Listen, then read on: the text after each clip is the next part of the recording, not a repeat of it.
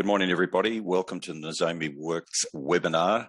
I'd really appreciate the fact that everyone has taken time out of the day to listen to this discussion. Now, ordinarily, I would suggest that many people would view how to build an effective OT, IoT, cybersecurity risk and compliance program as boring as hell, but in actual fact, it's an intrinsically wonderful, intriguing subject, and we will demonstrate this to you today through this amazing panel. Bill Hagestead II, Jonathan Rush, Chris Grove, and clearly not myself. I'd just like to acknowledge Nozomi Networks for continuing this program of thought leadership exercises into a journey of what we need to prepare for, because we're ever embraced by this ongoing challenge of continually changing and evolving environments. And in Australia, of course, we've got, it seems to be the treadmill of legislative reform is getting faster. And quite frankly, folks, that's not going to change. But before we get into that, if I could ask my panelists, colleagues, just to 30 seconds or less, introduce themselves to the group, and then we will get underway. Bill, if you could go first, please. Yes, good morning, Australia. Good morning, Brian. I spent about 30 years in the U.S. Marine Corps. I've written a number of books demonstrating the Chinese use of computers as a weapon system. Have helped foreign nation states in the Middle East build cyber warfare programs. And I'm just really happy to be here. Looking forward to this discussion today. Thank you, Bill. Actually, 27 seconds. Outstanding. John. Hello, everyone. I'm John Rush. I bring to the table, I think, some different experience in that I've been a prosecutor with the U.S. Department of Justice doing complicated fraud and public corruption and other cases for 26 years. I've also taught and worked on cybercrime issues for quite a number of years, including setting the Justice Department's first internet fraud initiative. I currently teach at a couple of U.S. law schools. I've taught cybercrime law in both the United States and China, and I'm very happy to participate with this panel. Thanks, John. 32 seconds. You owe me a beer. Excellent. Thank you. And Chris Grove from Nozomi Networks. Hi, I'm Chris Grove, the technology evangelist at Nozomi Networks. I've been in cybersecurity about 30 years now, the last 5 or so in industrial cybersecurity. And I've had the opportunity to work with various government agencies, law enforcement, intelligence community, governments, et cetera, global, private organizations as well. And I've mostly been in the trenches on the technical front. And with the last 15 years of my career, I've worked for product companies where we've helped customers to defend out in the field. Thanks, Chris. So, gentlemen, I'd just like to set up a statement before I ask the first question. And I just want to say that, you know, as we see the migration and the evolution toward a more regulated cybersecurity environment, and we see this continued creation of legislative and regulated standards, and of course they're designed to force organizations to meet some basis of minimum standards. It's important to discuss, I think, how organizations can adequately prepare and respond to these risk and compliance issues that are a consequence of these regulatory actions. And we know for Australia, with the Security of Critical Infrastructure Act coming in, we've seen CPS 234 from APRA, that this is the start. It's going to continue to evolve. So, John, from your experience, having been a former federal prosecutor on the issues of risk and compliance, what does an effective cybersecurity compliance program look like? Brian, I would say it boils down to 3 simple questions that any organization in any kind of compliance and risk program, including cybersecurity, has to ask itself. When it looks at its cybersecurity program, the first thing it has to ask is what we have a well-designed program? Is it something that's actually thought out and not cobbled together? The second thing is, has it been implemented correctly and thoroughly? Have we given it the right resources, the right support? And then finally, what happens if, despite that great design and that great implementation, something really substantial happens with a cybersecurity incident, a major attack? How are we going to deal with, how are we capable of dealing with that kind of really nasty situation? Which means you've got to think about how all parts of your program come together. It's not just we'll put up some firewalls and we'll buy some security. You really have to think comprehensively to see that what you built makes sense for your organization, that how you implement it makes sense, and that when you've got a response, it's a well thought out response, not a panicked, making it up on the spur of the moment response. Sure. And in your experience, is there one more significant vulnerability point, or out of those 3 steps, is there one where you see perhaps most organizations more critically haven't got correct? Well, I would say, Brian, the first 2 questions are probably the areas where there are more substantial problems in the long term. We've all read about any number of major data breaches that have occurred in recent years. And, these occurred not with some startup company, but mature, well-resourced companies. But either the executives don't give enough attention to whether the design makes sense for their company. Does it make sense given their business model and the resources we have? And, regardless of what it looks like on paper, have they done the right things to implement that? Too often, I think there's short shrift given to either the design or the implementation or both. And so when that third question comes up, things really go to hell in a very quick way. It's interesting. I saw a book by Dr. James Carlopio, and it was installation versus implementation. And what he talked about was the fact a lot of organizations will get the IT integrated into the network, the IT, the OT. So all that technical stuff's put in place. But those organizations that don't embrace the human behavior and the human element into the successful implementation of that technology tend to fail. So they ended up with installation, not implementation. Is that something you've seen? Sadly, yes. I think many organizations, there's plenty of room for blame to go around in this space.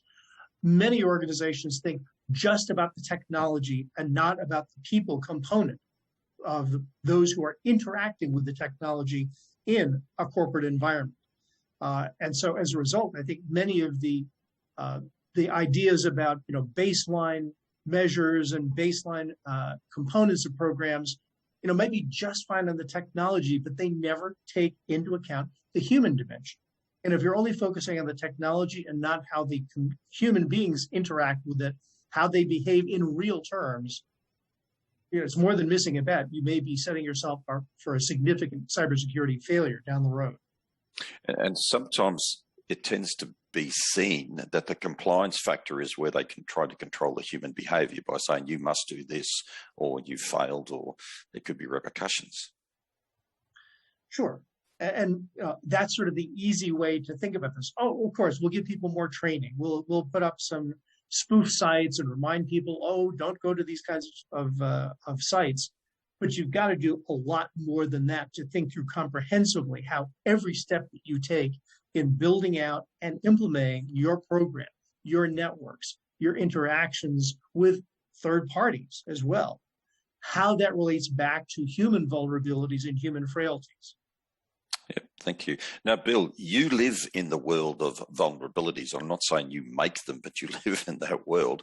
What does a risk and compliance program mean to you? It's a doormat. I see it where I can wipe my feet.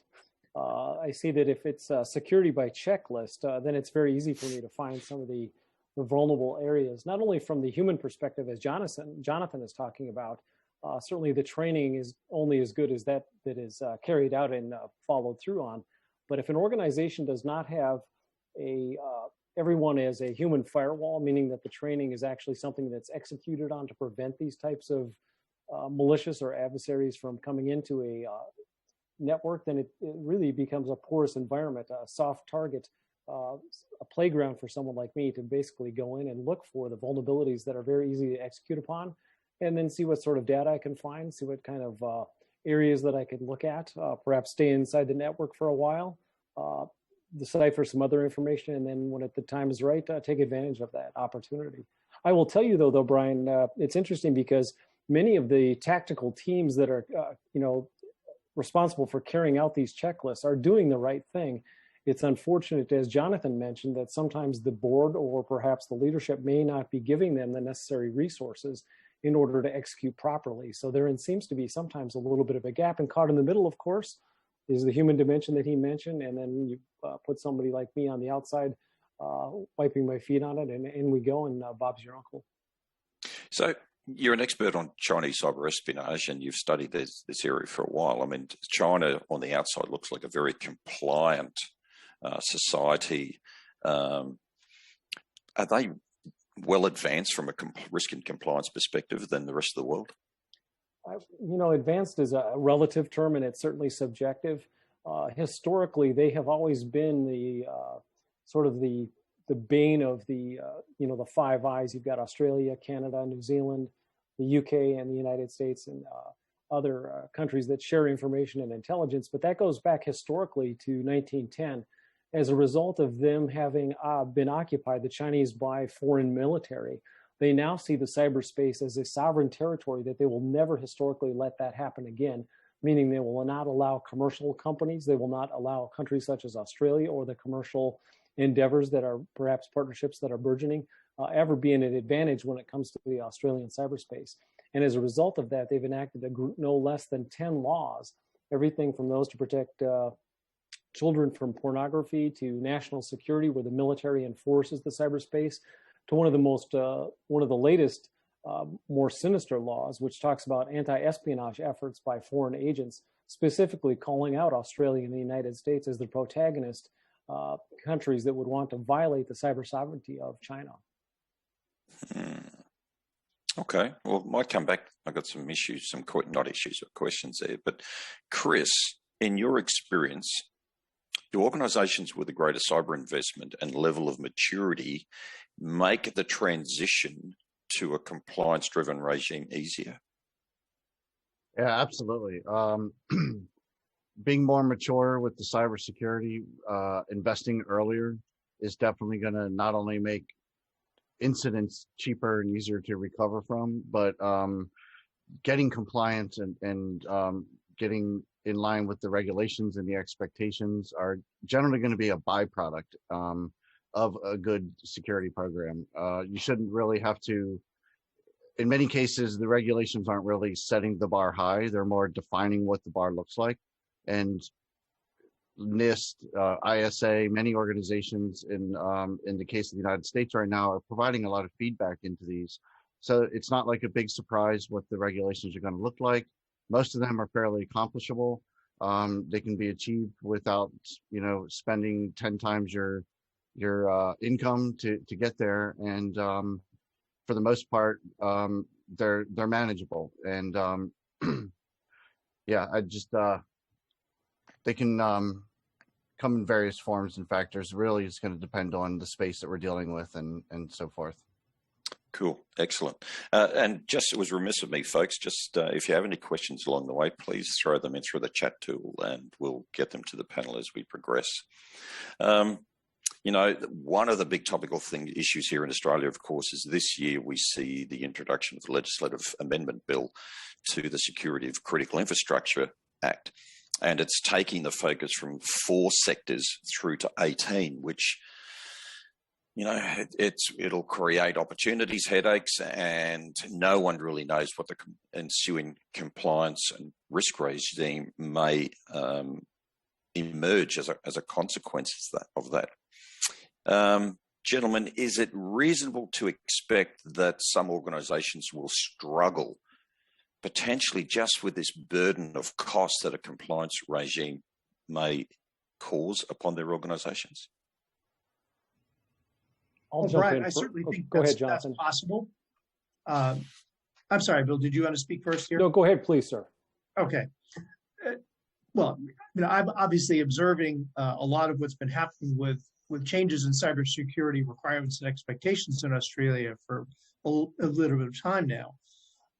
My hope, frankly, is that if government's going to go forward with this amendment bill, that government will be able to reach agreement with the corporate sector that there is no such thing as a one-size-fits-all template for cybersecurity. There's no price tag that says, if you have this, if you buy this, all will be well. I don't know that this is likely to happen, but I think there ought to be some clear understanding that small to medium enterprises shouldn't be held to the same expectations about cybersecurity spending as you'd expect for an ASX 200 or FTSE 100 corporation.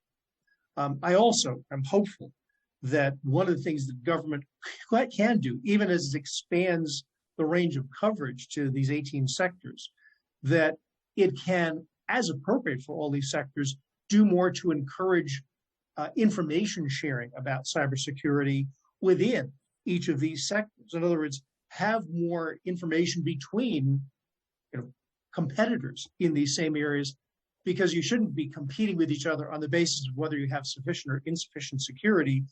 And as we all know, cybersecurity is an area where you have to have consistency in your coverage. There's no such thing as having a very strong portion of the wall, so to speak, here and having a wide open gap there. So to the extent that government is in a position to recognize that different organizations may only be able to afford certain levels of spending and yet still be able to put in good, robust security measures, then I think things will be headed on the right track with the bill. Okay, let me call upon your prosecution background for a minute. And we've seen the implementation of CPS 234 in the bank and insurance superannuation sectors.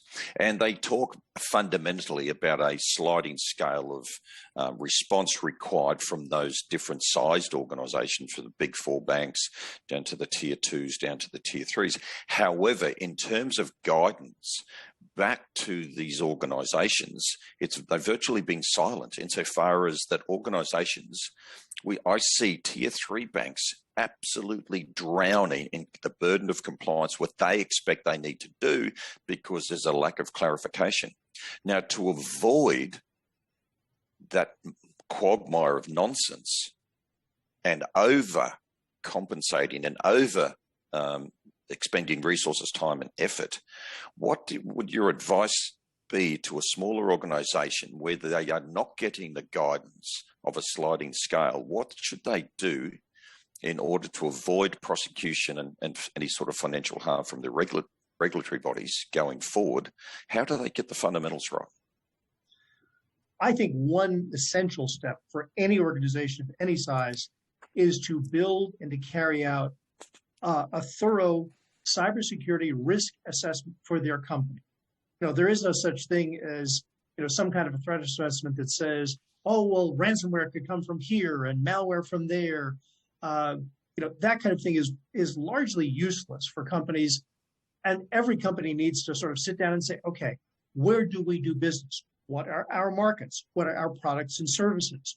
How do we market those products and services? Whom do we use in third-party vendors or other third-party relationships?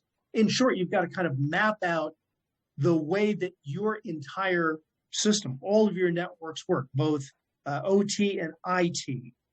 And then from there, you can at least start to build a picture of, here's what we can afford to do. Smaller organizations clearly can't spend as lavishly as really big ones can. And you do make a fair point, Brian, that even really large organizations may choose to overspend because they don't know how much is enough. Unfortunately, I think we have to expect that any government is going to be hard-pressed to tell any organization in particular, this is enough for you to do. I think in the end, it really comes down to a hard look at what you have and say, this is what we can do, this is what we are doing, and we can at least identify where our critical vulnerabilities are. We fix those, but we fix it according to a plan. That goes back to design and implementation, as well as how do things work when things go wrong. So I think they've got to justify that they took necessary steps to identify risk and mitigate that threat. Very fair way to put it. So because I know of, dare I say, organisations where there's the senior leadership team have to some extent said, well, if we do that, we're going to find out what we've got to address, and therefore we've got to spend money to address them. So I'd rather live in ignorance for a while. So based on that and what you've said, they're setting themselves up for an absolute fail and a slapping, because there's nowhere to hide. No, exactly right. And that's the kind of thing that I can certainly speak to the regulators in other countries like the United States. I think more and more regulators in various jurisdictions have taken a fairly skeptical look at what companies have in the way of compliance programs or deficiencies in programs. And their attitude is going to be, don't tell me what you have on paper. Show me how your systems work. Show me how your program actually operates. And don't just tell me in words. You'll need to document what you do. That, I think, is one of the other aspects of this whole process that I think people need to think about harder. It's not enough to say, oh, look, we have some lovely diagrams on a page. We have a lovely description. If you can't show auditors or regulators that you have taken specific steps, and if you can't show why those steps made sense for your organization, well, frankly, that's going to get you into the situation where they're going to be looking to take somebody's hide. And especially if in the situation you described, Brian, where the organization has said, oh, better not to look at it because then we might find out something we don't want to hear. That will be a very big mark against the company and maybe even those individual executives because they tried to hide their heads in the sand and adopt a willful blindness standard. And that simply will not fly in any jurisdiction I can think of. So in your experience, I don't mean to keep bashing you with the questions, and gentlemen, Bill and Chris, I'll come back to you in a minute. But on this point, generally I'd say it's a pretty, let's just say a standard practice to have an annual penetration test or vulnerability assessment. Does a 12-month annual check sort of wash anymore, or have we evolved beyond that where it's got to be more regular?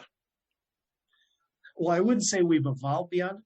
I think the speed, the sophistication, the discipline of a variety of organizations, both state actors and, shall we say, private sector cyber criminals, have gotten to a point where a 12-month review of things is utterly useless. You've got to have a much more dynamic environment for your risk assessment, much more dynamic environment in terms of threat reconnaissance, as well as threat intelligence of a more specific nature, because that obviously is the foundation on which you are going to build and keep refining what your cybersecurity program looks like. Okay. Bill, you any comment to that or anything else you wanted to contribute before Jonathan so rudely cut you off at the beginning there? No, it's all good. I think it makes up the tapestry of this group for sure. As you all know, we're 2 months away from Hacker Summer Camp, which is essentially BSOD's Las Vegas, DEF CON, and certainly Black Hat. To Jonathan's point about cyber threat intel, this is a great opportunity, at least to work up to it, because many of these companies in the new attack surface that the Australian government has now created by going from 4 to 18 is just a fantastic paradise for hackers to take a look at and see where they can find vulnerabilities. All the while, the compliance checklists are being ruminated about. The spend from the board is being decided upon. The tactical teams are running around chasing their tails, trying to figure out which holes to plug. I think it's really important to get inside the mind of the adversary, and this would be a great opportunity for that. And many of the folks probably listening to this know that in this workup phase to Hacker Summer Camp, many of these researchers that will be tickling or touching their network, if they haven't already, are starting to publish a variety of different vulnerabilities that they will present as papers at these 3 different conferences. This is essentially a roadmap for these individuals to basically attack the new critical infrastructure of Australia. So you're fair warned now, and it's probably a very good idea to at least try to start to get inside the mind of the adversary while you have the chance. Otherwise, you'll be chasing the compliance checklist, answering the regulators why you're doing an annual checklist that doesn't matter in the face of a changing dynamic asymmetric threat environment. Yep, great. Chris, would you like to add to that? Yeah, or feel free to challenge these people as well. No, this isn't a friendly affair. Yeah, I got it. I couldn't agree with both of them more. That's not what I wanted to hear, Chris. Yeah, I'm sure. Don't worry, we'll get to the fun stuff later. But just to add to what Bill said, you could literally go to Black Hat and hear about a new vulnerability, and then the show will end, and the next day DEF CON will happen, and you'll walk in there and hear about how they've been using it for 24 hours. So it's that fast of a market that you need to get these vulnerabilities patched. 1 year is pointless. Jonathan had a great point on that. You might as well not even bother. 1 year is just way too long in today's day and age. Maybe 20 years ago that was okay for something that wasn't on the internet, but no, 1 year is okay. Yeah. Sure. And Brian, to Chris's point, actually, he makes a good distinction in terms of the history or the lineage of connected systems. Many of the systems, for example, medical, petroleum, all these critical areas that the Australian government is, dividing your country's critical infrastructure into, have devices that security was not originally designed as part of the go-to-market plan. It was like, we'll put it on the internet. So Chris has got an excellent point there. Is now a time to take a look at what are those existing systems that are in there that were not built with security in them, and make sure that they are not vulnerable, or else feel the wrath of perhaps being the next headline in Canberra or Adelaide. Sure. So I just want to touch on another issue, or one we have grazed the surface of. How do you build a sliding scale of compliance that's fair, reasonable, and reflective of an organization's size, individual nuances, environment, yet still maintain and build a solid baseline across the country? You can't. As Jonathan had mentioned, and this is interesting because you're going to need to have partners that know what the heck they're talking about. Jonathan mentioned, how do these smaller companies in these different new 18 areas, 16 areas of critical infrastructure in Australia, how do they operate on parity with the larger organizations? In a regulated environment, typically those with the larger brand reputation, recognition are going to catch the eye and the ear of the regulator, and they will drive what is going to be adapted by the other organizations. The small ones will simply follow and trace, and they may find themselves at a disadvantage when it comes to actually executing on it. Not to beat a dead horse, but this is a very important point that needs to be hammered out, I believe. So on this, then, based on what you're saying, should we actually be looking at global standards or Five Eyes standards or some sort of international standard rather than a national one? Because you could build a national one. If it's not up to par, you're still going to be, potentially flogged.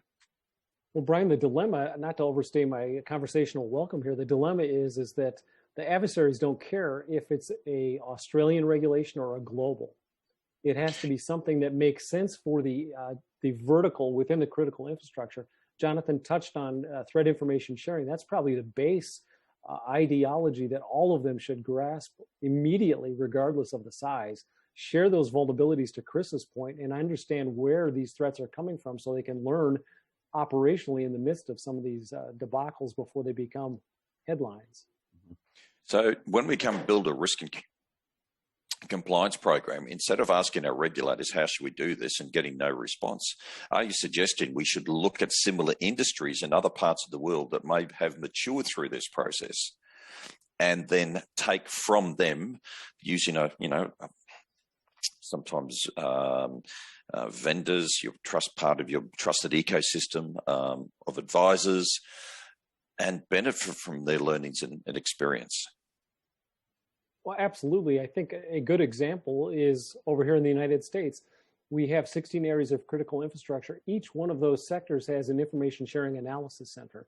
We've talked about this concept in previous discussions, but it would be a fantastic giant step forward for Australia to protect the critical infrastructure of your nation, to have these critical areas of information sharing that are formalized in agreements. They're nonprofit. They work together within the industry. They bring like-minded companies, financial, medical, telecom, banking together, and they share vulnerabilities that are impacting directly those infrastructures. Because as has been mentioned before, one size does not fit all in terms of not only the compliance regime that you're talking about, nor the adversary. Because I could use ransomware against a medical facility, much like we saw in Ireland recently, but then I could also use that on a banking institution.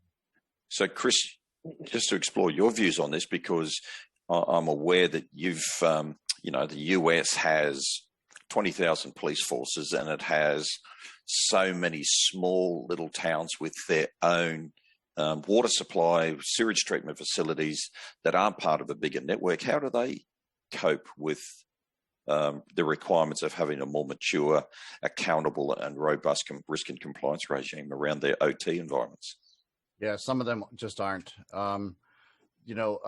So our different sectors, in addition to what Bill brought up with the ISACs and everything, we also have sector-specific plans. And each sector has like a top-down approach to a best way to tackle their cybersecurity. Basically, it's not really a hardcore requirement, but it doesn't always apply to the smaller facilities, and a lot of them can escape a lot of regulation or best practices or compliance because they're so small.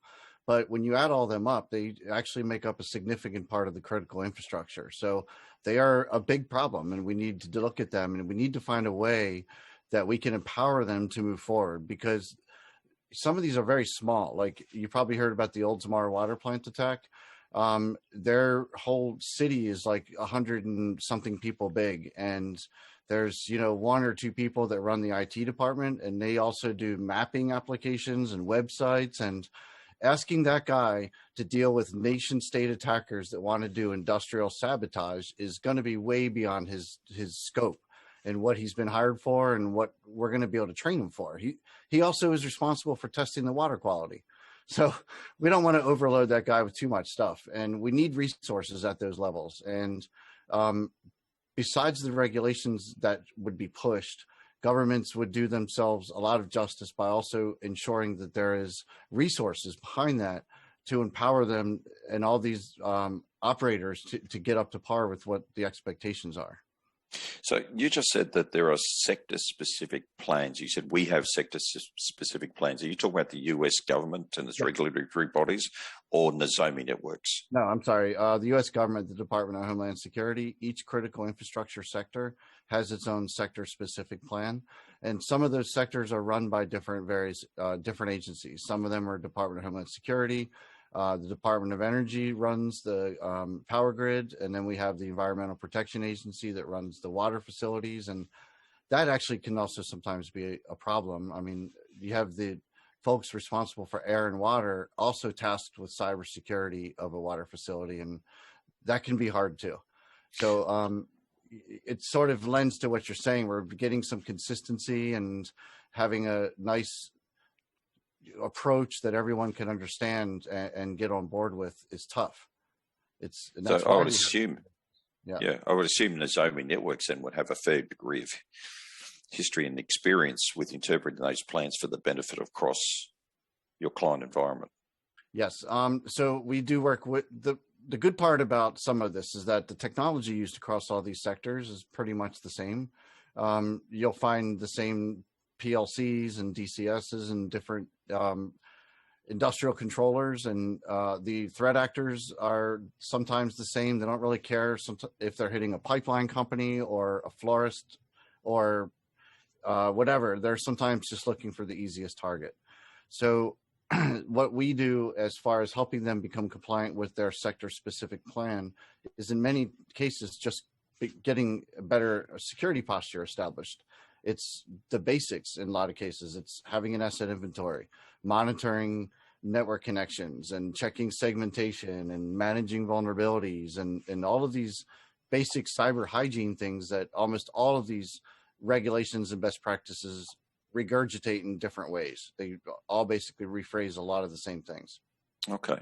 So, gentlemen, to the three of you, is a compliance regime easier for those organizations who have had decades to adjust and assimilate to other workplace compliance regimes, such as workplace health and safety for mining companies?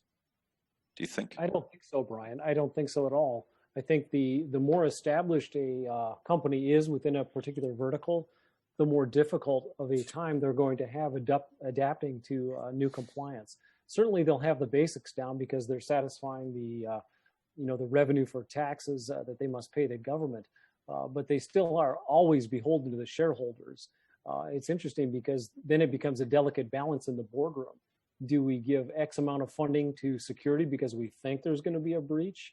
And those compliance, can't we just give the auditors a checklist that we've checked all the boxes on? All the while, in the meantime, to both Jonathan and Chris's points, you have an adversary that's out there that is simply waiting to pull the trigger when the time is opportune, bypassing all of the clearly defined compliance rules and checklists without near even missing a beat. Any comment on that, John? Yeah, I think Bill has touched on something that's important to look at here, which is you may be thinking, well, here's a more mature business organization. They've been around for a long while. They know the regulatory environment. But sometimes the way in which their governance structure is set up can actually be an impediment to them making significant advances with cybersecurity. That is, a company may have grown, for example, by acquisition. And just because you acquire a company doesn't mean you automatically integrate all of your IT or OT. So when somebody finally gets around to saying, well, gee, we really need to take a hard look at our enterprise-wide cybersecurity, and you start talking about specific measures, it's not unknown for companies to say, oh, we can't do that because, acquired company number one had this network and this structure, and company number two had that structure. And the company has never taken the steps to say, this is crazy. We need to have everything, with the same platform, the same structure, the same approach. And sometimes, from some of the conversations I've had with people in the private sector, the decision by the company is, well, we'll continue to live this way. We'll have, a silo here and a silo there and a silo over there. And as long as we keep making money, all will be well. I don't think that's a sustainable cybersecurity posture in the long term, though, in addition to acquiring technology and hiring more and better information security people, you may also have to think about making governance changes if you're serious about wanting your cybersecurity program to work end to end. So, okay, so Bill, we introduced new legislation. We required the very public establishment of compliance regimes. Some of that regime may be then go to certain standards, whatever they may be. There hasn't been there's not a lot of clarity around that yet. And you described a compliance regime, I think, as a doormat. Yes. How would an adversary look at this newly promoted public set of standards? Oh, it's beautiful, because now I know as an adversary that there is going to be a refresh of not only IT systems, but OT systems. And all of the legacy infrastructure is going to be left to be either ripped and replaced or at some point reviewed, maybe in the compliance regime that you're talking about here. In the meantime, however, what I see from an adversarial perspective is I can look and see when company X in, say, I don't know, Adelaide working on submarines has suddenly replaced a particular system that helps with underwater hydroponic systems or something. Hydroponics is not the right word, but you get the point, hydraulics. I do know then that there are vulnerabilities associated with the system that they just bought because the company that sold it to them is so proud to announce that the tender went through and they've continued to contribute to the bottom line. I then, as an adversary, a hacker, I go look at those systems. I know that there are known vulnerabilities, and I know that since they just put in that new system, they can't possibly have a risk register of all those known vulnerabilities, to Chris's point. So therein lies the interesting rub on the issue. I now see a porous network that I can easily infiltrate and execute upon, grab the intellectual property that I want, perhaps ransomware, specific design database. I'll do all kinds of mayhem even before my first cup of tea, yes. Geez, you paint a pretty picture. So how important and crucial, and I think most of you, certainly John and Bill, have touched on the value of intelligence. And I've always maintained back in my law enforcement days that law enforcement is not at the coalface. It is not in possession of the most up-to-date and current intelligence. And I always argued the vendor community was, because they are at the coalface dealing with a lot of these challenges. Chris, do you think there's an opportunity for an organization such as Nozomi Networks and others in different focus areas, groups across this planet, to provide value-added services through current intelligence of critical infrastructure? Yeah, so there's already quite a bit of work on that front in the space right now, including here at Nozomi Networks. We are looking at various ways to leverage the threat intel that we develop ourselves. We have a whole threat intelligence team that does research and a lot of other types of stuff, but we also use other best-of-breed products to bring more information in and get it to our customers. But any additional intelligence sharing, especially within the public view or within the sectors is only going to help the defenders, especially if done right. We anonymize it the right way so that we're not giving information away. I also think there's a lot of talk right now around information sharing as a regulation with some of the critical infrastructure sectors. So I expect that space to get pretty hot pretty soon. Actually, whilst I've got you in fine voice, we've got a question from the audience that, and it's about what are your thoughts on the management of patch vulnerability management in OT systems versus IT systems? If you compared the two, which one's more difficult and why? Oh, we're getting into the dirty little secret of OT systems.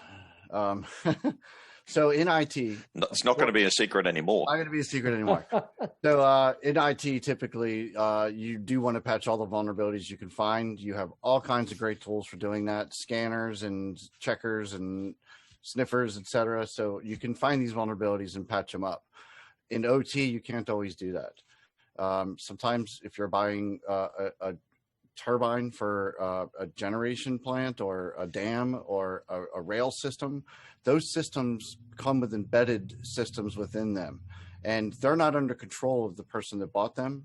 And sometimes the teams that created those are no longer around. And in some cases, they're even purpose built for that specific one thing.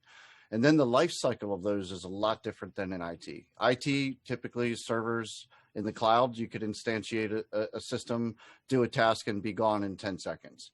But typically, if you rack and stack an IT system, you're looking at, what, 3, 4, 5 years before you replace them.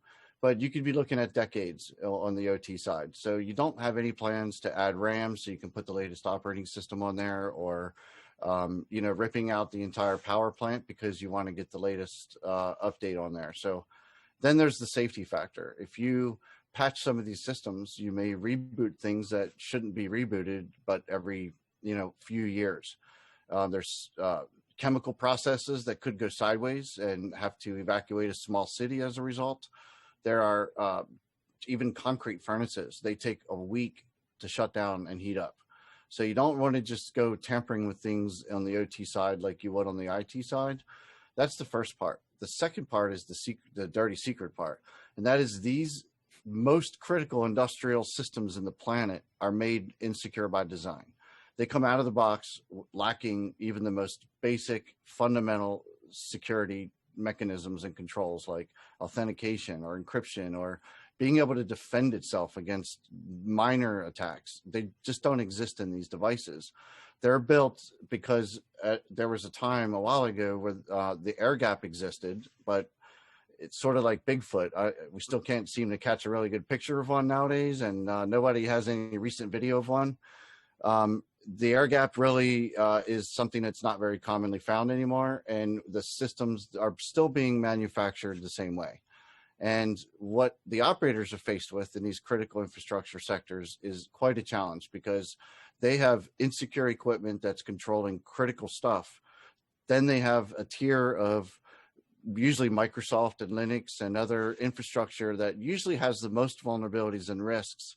And all the regulations and what they're being told to do and what they're spending the money on is typically securing that part of the infrastructure, while they're sort of not able to do much about the insecure industrial controllers and RTUs and all that industrial equipment that is, you just can't patch it and you have to live with it. So they're being forced to accept that risk and spend resources and money elsewhere in order to build the security model around that insecure by design architecture. So what do you think of the next 3 critical steps are for an organization that needs to get some controls in place and protection mitigation on the OT infrastructure vulnerabilities there?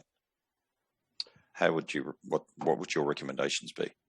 I'd first start with John's recommendations. That's a great place to start. Begin with that risk assessment. And also cyber resilience. I think that was his third point there. That's a key thing. After we get done everything cyber related, we got to start thinking it's like car safety stuff. You can invest everything you want in airbags and seatbelts, in headlights and things to prevent accidents, but eventually you're going to have one. So you're going to need the defense mechanisms. And So we need to move from preventing stuff and thinking that's where everything is going to happen and start saying, I've been breached, my control has failed, now what? And then begin to disassemble that process and figure out what is the impact of losing those systems and finding a way to get more resilient. Of course, you want to prevent attacks, but eventually they're going to get through. Odds are the day will come when you're dealing with something, and if you have already invested and you're up to par with most of these best practices, you're going to have all the right tools in place to deal with it. You're going to have your backups. You're going to have your understanding of what your asset inventory looks like and your communications plans, and you're going to have all those pieces to that puzzle in place and be able to get through it much more cost effective than, say, a competitor that doesn't have that. Yeah. So, John, we got this scenario. Thank you, Chris. And taking in a lot of what Chris just said, you've got an organization that's tried to do, it's done the vulnerability assessment, it's tried to document and plan, it's put in the policies, and it's working. But for certain areas, it couldn't do something. We have this horrible, dare I say, culture, but expectation in this country. If it all turns to crap and rubbish and there's a disaster, heads must roll.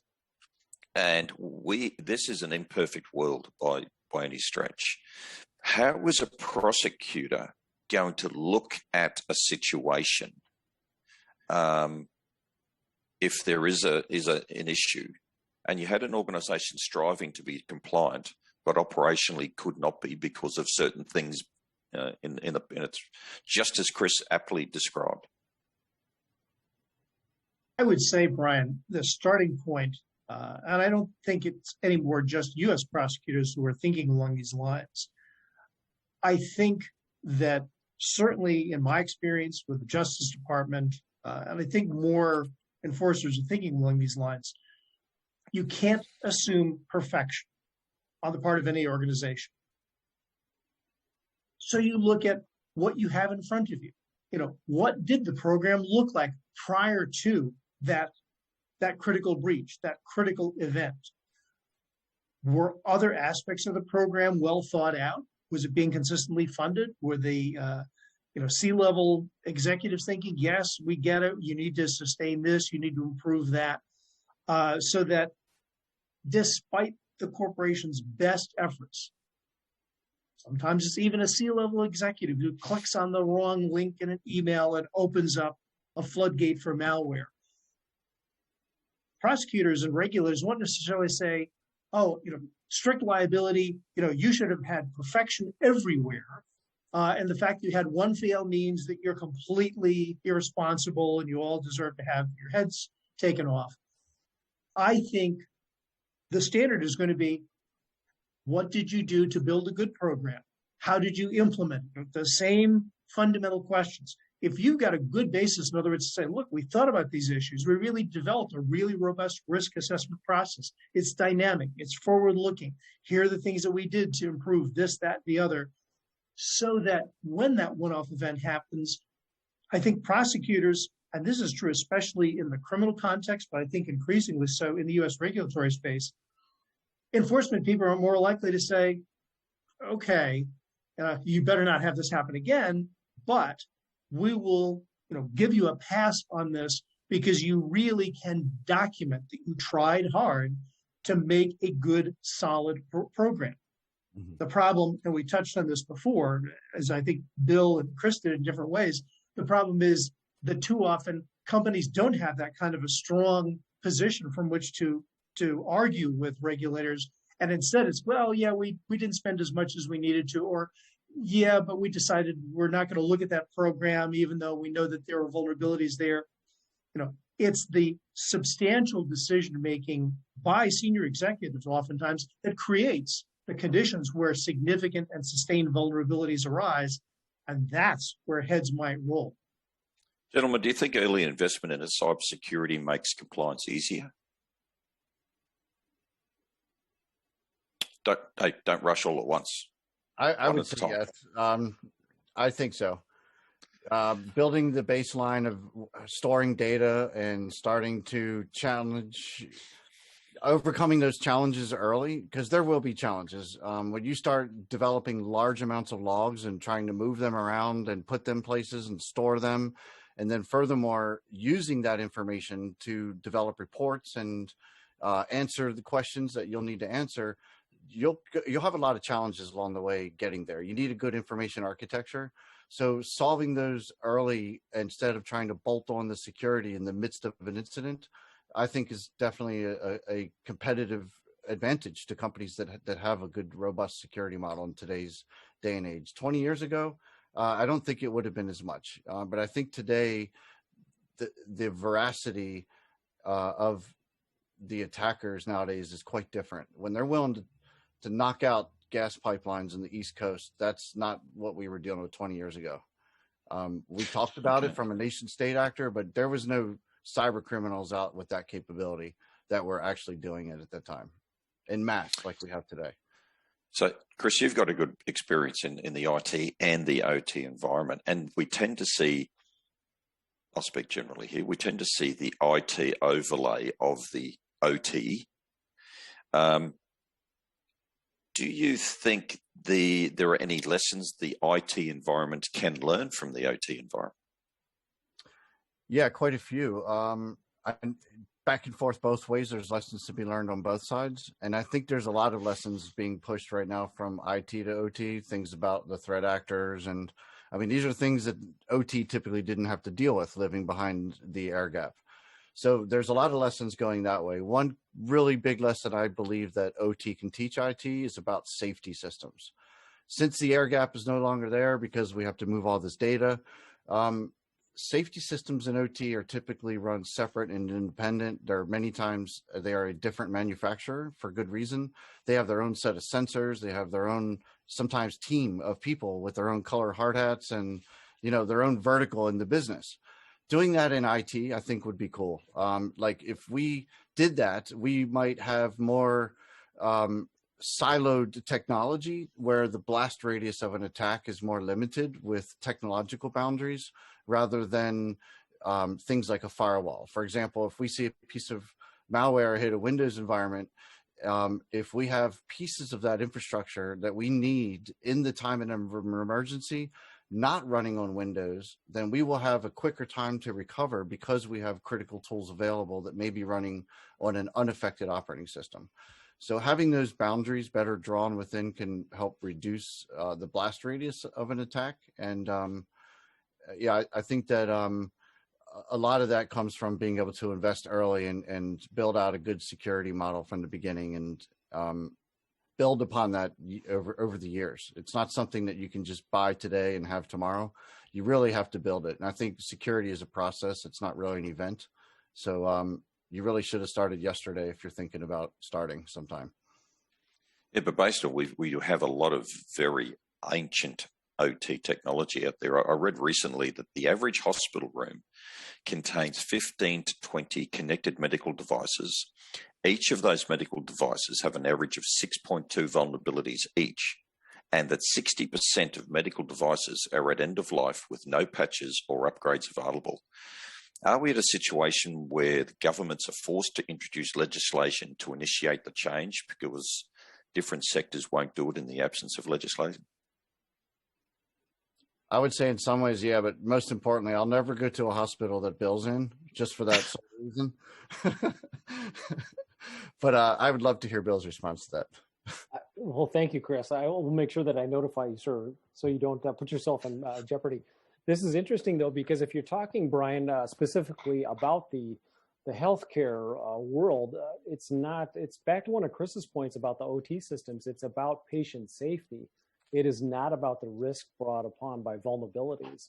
If indeed there are connected medical products at the rate of vulnerabilities that you are citing, and I'm not sure that source may necessarily be accurate, with all due respect, of course, because you're down under and I'm up here. I think it was American data, so you can blame one of your colleagues somewhere over in that big country you live in. Sure. I think what it comes down to is certainly legislation, regulation, and certainly compliance at the tactical level is going to be necessary. This gets back actually to one of the points that Chris brought up in terms of the sector-specific capabilities for critical infrastructure. And in fact, in the medical device space, there's something called the Joint Security Plan, that addresses exactly what you're talking about, Brian, in terms of vulnerabilities that are discovered and whether or not they should be remediated. Because it's much like sailing the Titanic. The company may not necessarily have the resources to immediately patch it. And to Chris's point, it may be a device that, or an OT technology that is beyond any sort of repair, and there may be the newest model coming out. So it's a bit of a balancing act. Back over to you, sir. Thank you. Chris, vendors can assist organizations with ensuring compliance, but how can they assist with growing the maturity of that organization to a more proactive state? Or am I asking too much? So I think that vendors can assist organizations get there because, well, first, we work with a lot of different customers. We're dealing with a lot of different use cases in a lot of different industries in a lot of different countries.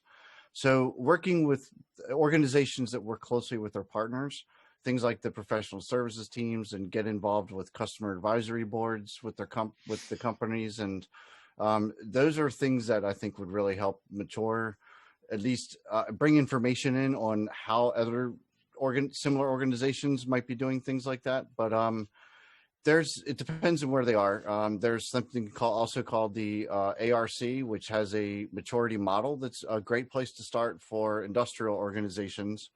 I believe they are an international organization, and they actually measure cybersecurity maturity in industrial facilities. They present like a model, a framework for doing that. There's quite a few other ones out there as well. I think it's mostly going to be who is responsible for doing that.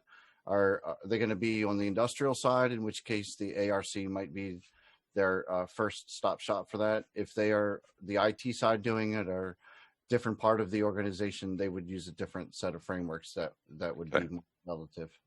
Okay, what about FileSafe Systems? Should the FileSafe Systems be? What do you think of the use of FileSafe Systems, and in context of our conversation this morning, in terms of ensuring compliance, mitigation harm as a consequence of a breach? It depends. So earlier I mentioned the safety systems, the SIS systems that could help, that IT could learn from. In some cases it helps, in some cases it doesn't. It really depends. In OT, many cases, the way that these are designed is for a safe shutdown. So if we're going for cyber resilience, a safe shutdown isn't necessarily the end result that we're aiming for. We're aiming more for consequence reduction. So yeah, I think it could be challenging sometimes to get through that. Gentlemen, we were at just about time is just about up. If I gave you 30 seconds, Jonathan, to give some advice on any 3 takeaways or call to actions you think our audience this morning could take heed of, what would they be? If I start with you, Bill. Yes, 3 things. Know your attack surface.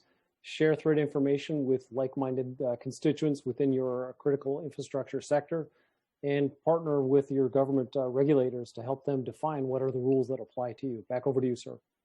Thank you. Jonathan. My takeaway here, Brian, would be that companies in Australia have CPS 234 already. That may seem like a very daunting thing to be looking at, but I think people should look at it positively, along with things like the U.S. Department of Justice's evaluation of corporate compliance programs document. Both of them actually can be used in a very useful exercise within the company to say, all right, let's do some benchmarking here. How well do we stack up with the different parts of our program? And if we're not stacking up, what do we need to do to make it better? I think if you have a benchmarking exercise, that can be one of the components of trying to build better in your cybersecurity program. Thank you. Chris? I couldn't phrase it better, build better. So that would be my first recommendation is, like I mentioned earlier, invest early, keep building, keep improving, have processes to measure that. And that's first. Having good threat intelligence, understanding where your weaknesses are, having a path to strengthen them, having a good asset inventory, and also partnering with government, making sure your voice is heard. All right. Thank you very much, gentlemen. The reality is once a door is open to regulatory reform, it never closes. And whilst there's much maligned step in this evolution and journey is often decried and abused, perhaps it's how we as an industry embrace the partnerships, the efforts with government and our vendor communities to ensure an ever-focused effort on the outcome, not the process. Perhaps sadly the most defining aspect of bureaucracy, but it is what it is, and we've got to learn to live with it and embrace it and do the best we can without exposing ourselves to any sort of litigation action or otherwise. I think in the escalating complexity of the modern world and the comparable growth and sophistication of organised crime, our major threat actors, we have to embrace our resilience by building a trusted ecosystem of sharing intelligence and valued partners capable of protecting us tomorrow. Everyone, thank you very much for giving up your important and very valuable time. And on behalf of Nizoni Networks, I'd like to thank them again for their leadership in this space by sharing insights to what the future may look like tomorrow so we can build resilience today. Everyone have a wonderful day, and I thank you very much.